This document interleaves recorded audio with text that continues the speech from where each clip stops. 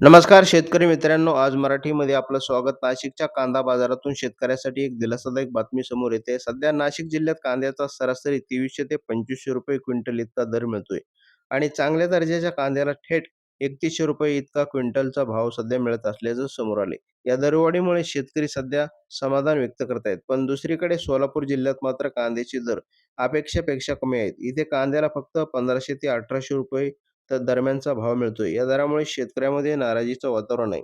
पण पुणे जिल्ह्याचा विचार केला तर परिस्थिती थोडी स्थिर आहे. कांद्याला दर येथे 2000 ते 2300 रुपये क्विंटल इतका आहे.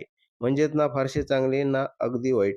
एकंदरीत काय तर कांद्याचे दर काही जिल्ह्यामध्ये वर गेल्याचे चित्र आहे. पण संपूर्ण महाराष्ट्रात शेतकऱ्यांना समाधान मिळेल असे दर अजून तरी नाहीत.